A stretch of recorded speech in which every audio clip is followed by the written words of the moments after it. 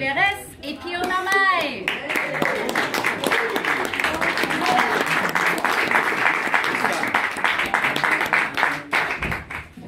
Ok, peut-être... Je vais emmener les petits personnages en plastique à notre effigie. Ils sont adorables. Et c'est drôle parce qu'ils vous ressemblent un peu, en plus, on dirait. Bah, complètement, c'est tout à fait nous. En tout cas, moi, c'est parfaitement ressemblant. Une personne malin et une personne en surpoids. Voilà, exactement. Ça marche directement. Bon, juste une première question pour lancer le bal. Ça s'est passé comment, ces séances de doublage? Bah, très bien, on a, pour le coup, on s'est pas du tout vu parce que chacun double de son côté, mais c'était super agréable et très intéressant. Ça demande beaucoup d'énergie, beaucoup de technique. Je sais pas, toi, t'en as pensé quoi? Moi, je le disais hier, mais j'ai beaucoup transpiré, ce qui n'est pas désagréable. Parce que c'est vrai que quand on est quand même tout seul en studio, dans une espèce de micro-cahute, et moi je m'agitais beaucoup, en fait, comme le personnage de Marianne. Il y a ce truc d'énergie qu'il fallait absolument amener, et ça demande un investissement, je crois, même quasi au-dessus de ce qu'on peut faire sur des films plus classiques, enfin, en tout cas en live action. Il y a un truc là où il faut vraiment surinvestir. Moi, je trouvais ça je trouvais ça plus compliqué que ce que j'imaginais. Et vous vous inspirez beaucoup des voix originales ou pas du tout? Oui, évidemment, il faut qu'on se cale sur les voix de Chris Pratt et de Tom Holland. On les écoute, on les intègre et on essaye de se rapprocher au maximum. Évidemment, là, il y a une langue anglaise et la langue française, donc on essaye de se rapprocher le plus de tout ça et de l'énergie. C'est clair. Alors vous avez vos questions? Oui, voilà, juste ici. Bonjour, merci d'être venu. J'ai beaucoup aimé le film. Je suis très admirative des doublages de Disney en général, mais le vôtre c'était très très bon. Ah, super. Vraiment pour les deux. J'ai une question pour Pio Marmaille parce que je connais beaucoup moins Thomas Oliveres quand j'adore Pio Marmaille. J'ai vu beaucoup de vos films et souvent vous faites des personnages qui sont un peu en retrait, qui sont un peu dans la discrétion, dans la retenue. C'est pas vraiment qui choisit, malheureusement. Non, plus en fantaisie. Oui, et bah, du coup, est-ce que ça vous a libéré de faire Barlet ou ça vous a permis d'explorer quelque chose de nouveau? Moi, je suis toujours curieux en fait de découvrir le plus de sensations en fait. Pour moi, faire un doublage comme ça, c'est au-delà même de faire un film. C'est vraiment une nouvelle méthode de travail et d'investissement par rapport à un film en live. Et c'est vrai que moi, il y avait un truc de libération effectivement d'excès, enfin un truc d'excès que je m'autorise peut-être moins dans les films. Que là, là, il y a la possibilité vraiment d'explorer des trucs d'hystérie, de cris, de dingue, de jeux, de machin, d'exploration. Enfin, il y avait un truc assez que j'avais fait. Alors, est-ce qu'il faut que je fasse que des personnages comme Barlet? Je ne sais pas, à venir. Mais si je peux faire un peu un mix des deux, c'est-à-dire, qu'est-ce que vous en pensez, vous? Non, ça vous angoisse, c'est une question. Et vous alors, Thomas, vous en pensez quoi de cette histoire? Non, moi la question est pour toi. Mais est-ce que vous avez beaucoup d'informations avant de signer, avant de dire oui? Est-ce que vous connaissez le scénario? Non, du tout. Même pendant le doublage, on double au fur et à mesure. On ne sait pas du tout l'histoire, mais on m'a vraiment dit tu verras, tu vas voir ce qui va se passer. On ne veut pas te dire, on ne veut pas te spoiler, on veut que tu découvres sur le moment. Et forcément, je me suis fait choper sur des scènes. J'ai 2 grands frères, donc ce film m'a profondément touché aussi. Et voilà, j'ai été bouleversé par plein de choses et j'ai adoré ce film. Et je suis très fier d'avoir eu la chance de pouvoir travailler avec Pio et avec Disney et Pixar. Et on les en remercie encore aujourd'hui. Et puis, pareil pour vous, vous ne connaissez pas grand-chose en fait avant de signer ou, En fait, il y avait déjà la bande-annonce américaine. Donc quand j'ai vu le petit personnage bleu en camionnette avec une petite veste en cuir, je me suis dit, je me suis dit ça me guette moi. Instantanément, je me suis dit, lui, ça va être lui que je vais jouer. Et moi j'étais excité, enfin je sais pas, c'est comme n'importe qui la vie normale. On t'appelle, on dit putain, est-ce que tu veux faire un Pixar? Enfin j'étais hystérique, évidemment avec le flegme que j'essaie de regarder. Oui, j'étais hystérique, enfin c'est normal, comme c'est des films qui m'ont quand même marqué. Enfin à chaque fois les propositions elles sont quand même singulières, c'est quand même des objets, des œuvres qui sont vraiment assez dingues, quoi. Enfin, en tout cas assez riches. Et moi ça me rend curieux, ça me rend très curieux. Vous avez d'autres questions? Voilà, qui a le microphone? Oui, j'ai 2 questions pour les deux. Est-ce que c'est pour vous un autre travail que celui du comédien habituel? Et du coup, on se prépare différemment. Et est-ce que vous aviez la bande passante, vous savez, avec le... Est-ce que ça vous a aidé? Alors, est-ce que vous savez ce que c'est la bande passante, les autres personnes? En fait, c'est une bande rythmo, c'est-à-dire qu'en fait, il y a l'image, et en fait, il y a un point laser qui annonce quand on va parler, et le texte est écrit à la main, et défilé. En fait, il faut le dire en direct. Ça, c'est une bande passante. Parenthèse refermée. Très bonne idée. Merci pour ça. Parenthèse technique. Ouais. Alors, ça se rapproche finalement, il n'y a pas de différence avec le travail d'acteur, c'est exactement la même chose. Ça demande énormément d'énergie, énormément de technique. Je pense pas que c'était si technique que ça. On a eu la chance de travailler avec Hervé Ray, qu'on embrasse et qui nous a fait très bien travailler. La bande passante, oui, forcément, on est obligé de l'avoir puisqu'on ne connaît pas le texte, on découvre vraiment. On écoute une fois la version anglaise, en langue anglais avec Chris Pratt et Tom Holland, et tout de suite on attaque et on n'a pas le texte à l'avant, on n'apprend pas le texte, on le fait vraiment sur le moment. Donc voilà, ça demande beaucoup d'énergie et de concentration. Et aucune scène. Alors, Ah oui. Mais parce qu'en fait, aux États-Unis aussi, le travail est fait un peu à l'inverse. C'est-à-dire que c'est déjà les acteurs qui jouent entre eux, qui créent les situations, qui jouent en fait comme un scénario conventionnel classique, et ensuite il y a une animation qui vient se poser par-dessus. Et c'est vrai que quand on fait du doublage, c'est pas du tout le même exercice. C'est-à-dire qu'il y a déjà une version qui existe, une version en tout cas en langue anglaise, et nous on est obligé de rentrer à l'intérieur de cette espèce de carcan, quoi, qui n'est pas évident parce qu'on n'a pas forcément trop de choix, mais donc c'est beaucoup plus technique. Pas évident.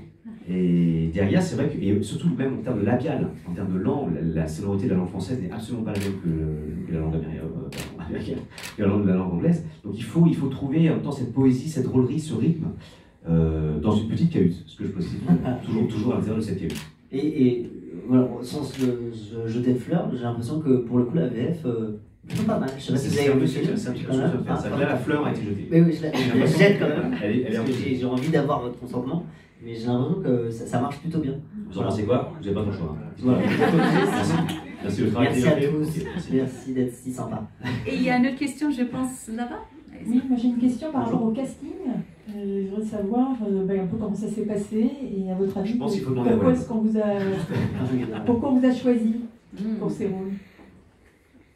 Alors je pense qu'avec Disney, en tout cas, il y avait une volonté peut-être aussi de travailler un jour ou l'autre ensemble, à un moment ou à un autre, et je pense qu'il fallait trouver aussi un personnage et un projet qui correspondent à ce que moi je peux être dans l'existence aussi d'une certaine manière, dans les propositions. Enfin, on revient au film que j'ai fait dans ma vie précédemment, je veux dire. C'est pas évident. Il a deux vies. Il faut qu'il y ait une sorte de cohérence. Ouais. C'est vrai que je pense qu'il ne fallait pas que ce soit simplement Pierre Marmaille qui joue dans un film d'animation. Je pense que là, il y avait un truc assez juste, trouvé avec Barley, je ne sais pas, un truc qui correspond, enfin, d'énergie assez cohérent, quoi. Ça répond à votre question, ou pas? Sur le casting. Est-ce qu'il y avait un casting ou c'est juste on vous dit est-ce que vous voulez le faire ou pas? Moi j'ai une petite anecdote, parce que je sais que on est friand d'anecdotes. En fait, Pio, on se connaissait pas, on s'était jamais vraiment rencontrés. On a un ami en commun qu'on embrasse, qui s'est marié. On l'embrasse. Il s'est marié et en fait, vous le connaissez pas, mais il est hyper sympa. Il s'appelle Romain Wexler, il travaille chez Gaumont, on l'embrasse. En fait, il s'est marié et il s'avère que j'étais invité à l'enterrement de vie de garçon. Et puis, l'histoire, elle est particulièrement longue. Vous avez 3 heures ou pas? Il va se passer un truc. Ah non, c'est ouf, incroyable. Il y a un film d'ailleurs qui est en train d'être tourné. C'est un biopic, c'est pas nous qui allons faire les rebonds. Hyper sympa, le mec. Non, bon, bref. Donc, enterrement de vie de garçon, amusement, fun, escape game, victoire. Victoire de l'Escape Game. Voilà, à Châtelet quand même. Première partie de l'histoire terminée. Pareil, déjà ça. On marche, on déconne. Pio passe devant une affiche d'un film d'animation et il dit ah trop cool, c'est pas celui-là mais moi je vais faire le Pixar. Et il me dit ça à moi et je dis ah la chance et tout, trop chance, t'as trop de chance et tout. Cut. Et voilà. Bon, on est en face de vous avec les C'est fou, personnages. c'est incroyable. Et on a fait le truc. Non et en fait Romain m'appelle et me dit écoute Disney. Sur ça, il faut l'arrêter. Non, Disney a pas encore trouvé le rôle du jeune. Et du coup, c'est moi qui ai appelé. J'ai demandé à mon agent d'appeler, de dire est-ce que je pourrais passer l'audition. J'ai passé l'audition et je l'ai pas eu. Et ah, c'est pas vrai, je l'ai eu. Bah oui, sinon je serais pas là. Le mec qui devait jouer est décédé. Et finalement, c'est vrai que finalement, j'ai pu le faire. Voilà. Un concours des circonstances. Voilà. C'est génial. Une chute. Ça arrive très vite. L'histoire était pas trop longue. Non, ça va. Non, c'est pas mal, fait. Très sympa. Qui a une autre question? Voilà, juste ici. Oui, bonjour. Bonjour. Je voulais savoir si, comme le réalisateur du film... Vous n'avez pas de cheveux? Ah non. Je ne fais pas trop de soucis. Est-ce qu'il y a des similitudes entre votre histoire personnelle à vous et l'histoire personnelle des deux personnages? Alors je ne parle pas forcément de la perte d'un parent, mais une relation de frère très forte et une relation avec votre mère aussi importante, ou est-ce qu'au contraire, il a vraiment fallu partir dans un gros travail d'acteur, de recherche ou... Thomas. J'y vais. Alors, pour tout vous dire, moi j'ai deux grands frères qui sont beaucoup plus âgés que moi, et oui, moi cette histoire m'a vraiment bouleversé, m'a touché, et pour vous dire la vérité, il y a une scène en particulier, je ne veux pas spoiler, mais il y a une scène en particulier où au doublage, donc j'ai vu la scène, et je me suis complètement effondré d'émotion, et j'ai demandé carrément à sortir de 3 minutes pour me remettre, parce que ça a touché exactement ce qui était pour moi l'essence même de la relation entre des frères. Et voilà, mes frères n'ont pas encore vu le film, j'ai hâte qu'ils le voient pour qu'on puisse en parler, mais ouais, moi ça m'a profondément touché, et je trouve la relation entre les deux est très juste et très touchante, et c'est exactement ça, et voilà, c'est aussi pour ça que je suis très fier de participer à ce film, parce que ça m'a touché personnellement. Pioko. Alors, je vais faire comme si je me rappelais de votre question. Je me rappelle pas comment je présente.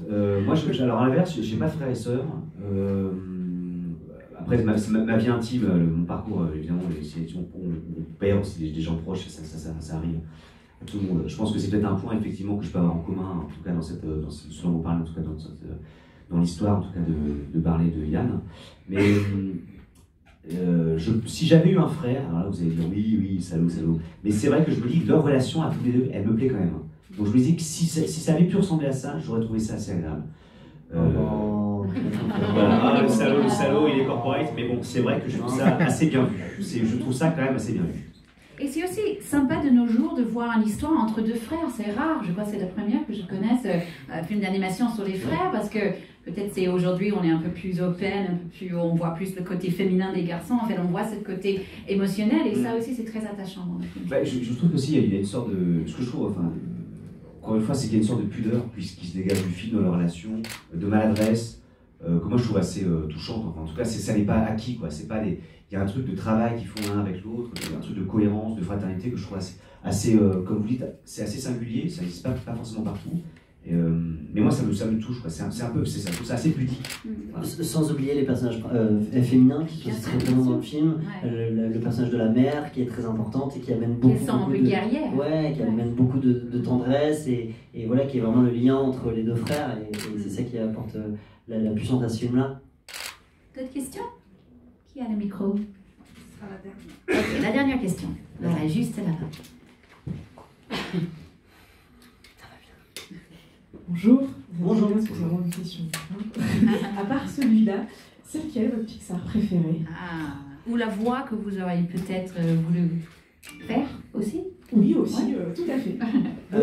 Alors, sans être évidemment tout le temps à dire Pixar c'est génial, mais si c'est vrai, c'est le cas, il n'y en aurait pas qu'un. Moi j'ai le souvenir de Là-haut, évidemment, de Wall-E, j'avais adoré, Coco, évidemment, vice versa. Enfin, franchement, je ne veux pas être corporate, mais Pixar c'est quand même un des studios les plus importants et intéressants d'aujourd'hui. Donc, il faut en choisir un, c'est ça? Ouais. Un seul, c'est... Moi je dirais peut-être Là-haut, alors un des ballons, tu vois, je pense que c'est un truc que j'aurais peut-être pu faire. Pas évident, forcément dans le souffle, mais quand même un peu plus beau. J'aurais pu faire ça. Un travail pour le coup assez collectif. Et Thomas, s'il fallait choisir un personnage alors dans cette S'il fallait choisir un personnage, peut-être Wall-E, parce qu'il n'a rien à dire. Merci beaucoup tous les deux. Merci à vous.